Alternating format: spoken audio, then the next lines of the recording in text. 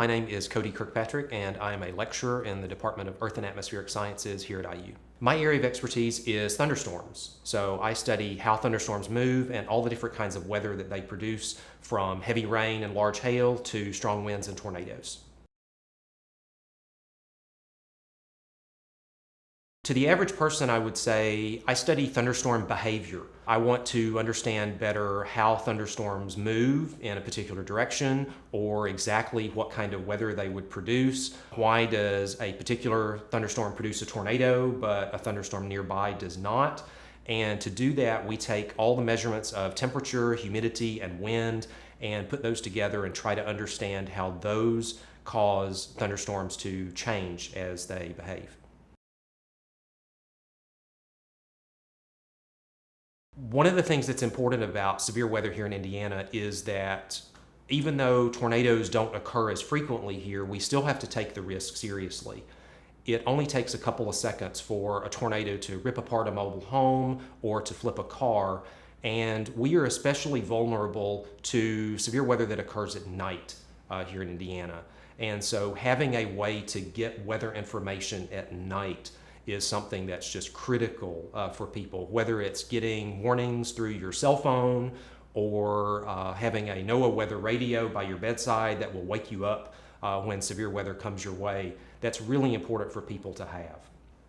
One of the concerns we have about Tornado Alley possibly shifting to the east is that there are differences in population density here in the Midwest and the southeastern United States compared to the Great Plains. A tornado in Indiana, quite simply, has a higher chance of hitting something compared to a tornado in Kansas. So if this is a real trend and it's something that continues over the next couple of decades, it's quite possible that our vulnerability to tornadoes and the risk of damage and destruction is going to continue as well.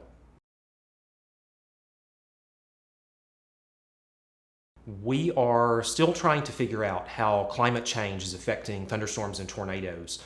And the way I would describe that is, if you consider hurricanes, we have had people living on the east coast of the United States for hundreds of years. So we have a really long, thorough record of hurricane landfalls and the winds that those storms produced and the damage that they produced. But for tornadoes, we only have a really reliable record for about 40 or 50 years. So we are not as certain what is going to happen with thunderstorms and tornadoes. But one thing we do know is that since thunderstorms thrive on high heat and high humidity, as temperatures continue to warm, it's possible that we'll have more thunderstorms and in parts of the country that don't normally experience them as well. I think one of the things that's difficult to understand about how winters will change as climate continues to change is that we don't just have a year coming in the future where we will simply snap our fingers and no longer have winter in Indiana. We will always have winter in Indiana, but the winters are changing, and the temperatures and snowfalls that I have experienced in winters here will be different than what my grandchildren experience.